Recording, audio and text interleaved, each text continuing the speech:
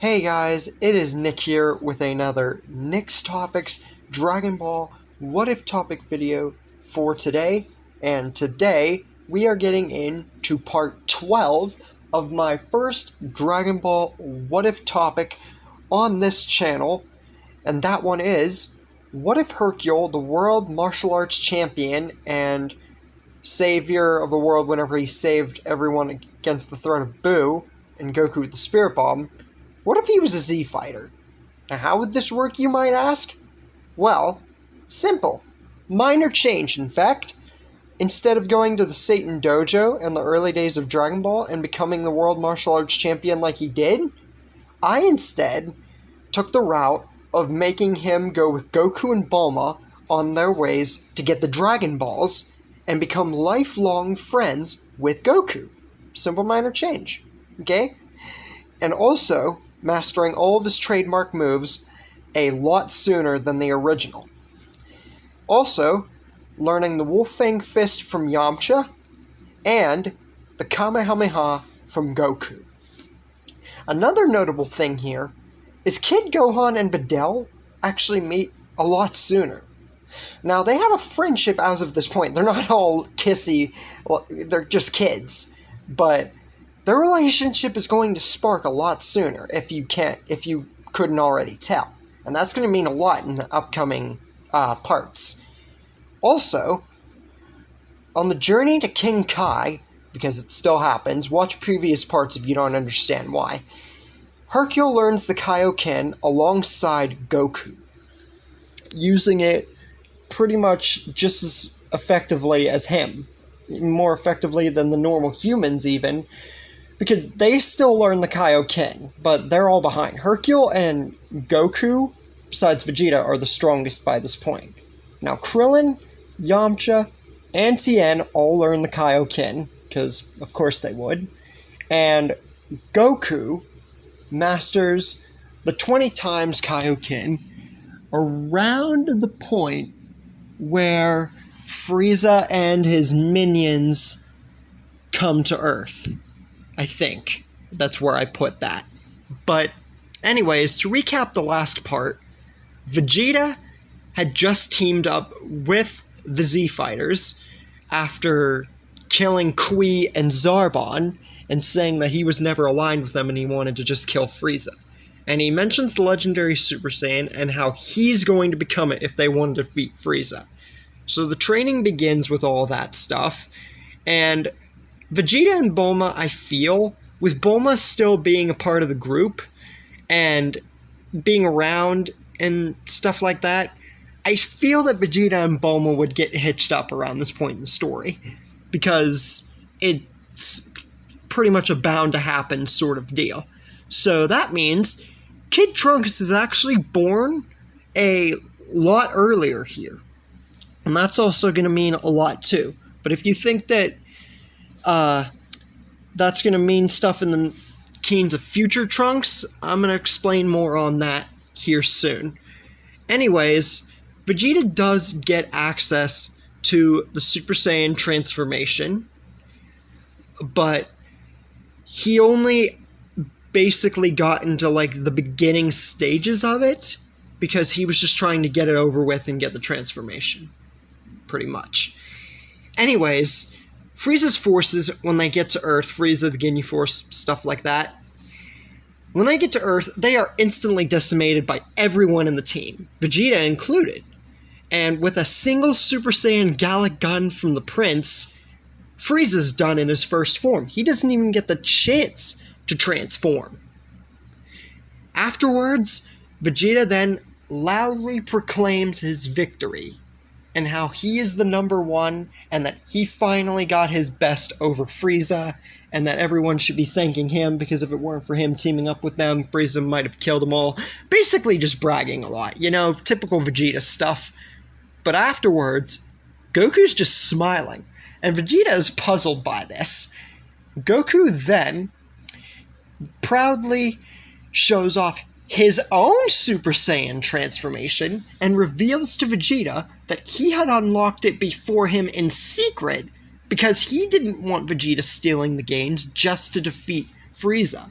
He wanted it for himself to protect everybody on the planet, because he didn't want Vegeta stealing all the thunder. He didn't fully trust him yet, but he does now.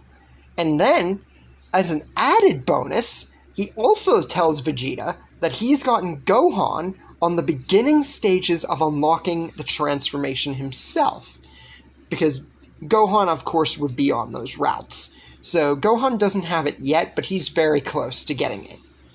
Anyways, some time passes, and I feel King Cold, learning about Frieza's death, would try and go to Earth and get his revenge, but he wouldn't be killed by future Trunks here. He would be killed by the group in this part of the story, and that's for a very particular reason, which might sound confusing to a lot of you. Now, get this. Goku died in the original of the heart virus in the future, right? And future Trunks came back and gave him the medicine in that timeline, right? Well, here's the thing. A lot of evidence shows that Goku got the heart virus from Yardrat.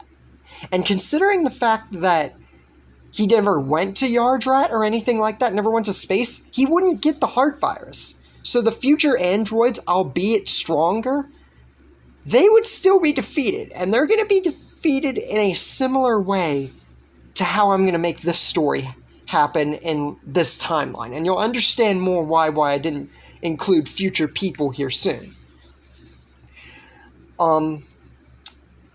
Yeah. Anyway, Goten is also born in the android time skip, so he's still younger than Trunks, but he's still relevant at this point in the story. Goku would also at least gain access by this point in time to Super Saiyan Grade 3 and possibly getting onto the grasps of Grade 4, but not there yet. I'm not going to go that far. Also, Gohan gets past the first stage of the Super Saiyan form and gets onto the cusps of Grade 2. So, that's a thing. And the reason for the whole androids thing is because I feel like the Warriors would figure something out with Goku still alive. Just additional input there. Anyway, Vegeta also would be near the same level as Goku, if not a little bit under, because everyone thought that he gained the form first. Then again, that doesn't really matter. But anyways, strength-wise and Super Saiyan grade-wise, him and Goku are pretty much equivalent, with Goku being a little bit higher. And all the Earthlings, they master the Kaioken very efficiently, Hercule included. Anyways, 19 and 20 would then make their attack like they did originally, except there's going to be a difference. Well, a few, actually. For one thing, we get to the scene of Dr. Gero and Yamcha. Now, if you guys remember from the original series, Dr. Gero instantly grabbed Yamcha, stole his energy, impaled him, and almost killed him. But here, even though Dr. Gero in 19 would have data on Kaioken fully, Yamcha could use this to his advantage to outmaneuver Gero to a point. Dr. Gero would still get the jump on him, with 19 possibly backing him up, but it would give him enough time so he wouldn't get impaled or anything, I would have to say.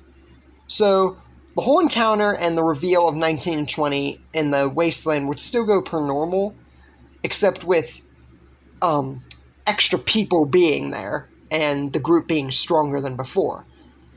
Goku would then go on to fight 19, except 19 and Gero know about Super Saiyan now.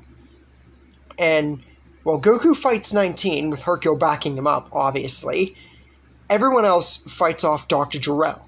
And the fight seems to be going decently well, but Gero and 19 are holding their own, surprisingly. But they're surprised to see different variations of the Super Saiyan form.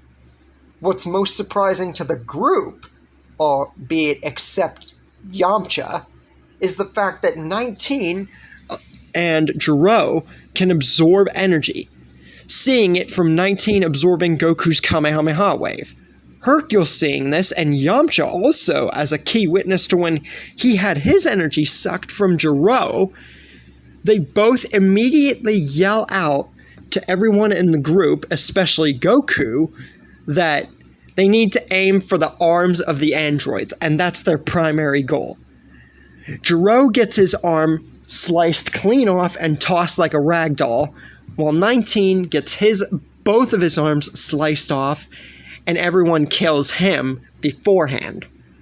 Anyway, after getting his hand sliced off, seeing 19 die and getting tossed around and not winning, Dr. Gero would then state that number 17 and 18 will be able to kill them, and that this is just the beginning.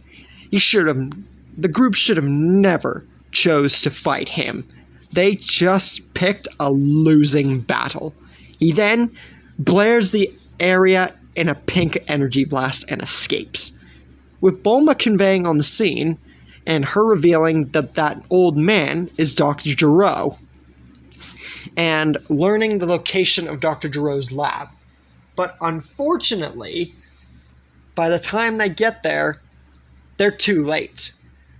The whole opening sequence with the androids, I feel, would still go the same way, and except for the fact that number 18 and number 17 would kill Gero a little bit sooner, before they even blast down the door to the laboratory. The Z-Fighters, I mean.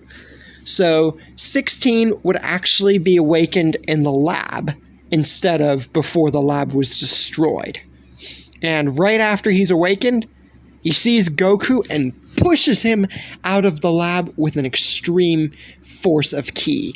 And the two begin a fight, with Hercule trying to back him up, but 16 not really giving a crap. His main target right now is Goku. 17 and 18 fight against Vegeta and all the other Earthlings. Now, even with everyone at their max powers and everybody showing off what they can do, and all these new variations of the Super Saiyan form surprising the androids, it's not enough. Their strengths just don't compare. And the androids are not tiring with their infinite energy stores. So, Tien uses a solar flare, and the group escapes narrowly. Now, 17 and 18, they'll let these guys go. They were fun. Let them see how long they get to get stronger. Albeit 16 being very reluctant at this. He wants to set his eyes on Goku, but he'll comply. Meanwhile, up at Kami's lookout, Kami's been watching everything go on and planned for the androids to come out. And he's been setting together a foolproof plan, at least he thinks so, involving a certain rice cooker with a demon king locked inside. Is this going to spell trouble for our friends? Or will it actually be the ace in the hole they need? And that's where we're going to be leaving things for the moment. Now, I know that you guys might have a lot of questions regarding the future Trunks and everything, but I think that I've done enough of an explanation from what I've already told you about the fight so far to explain why he's not included. Anyway, I hope you guys enjoyed, and I'll see you next time.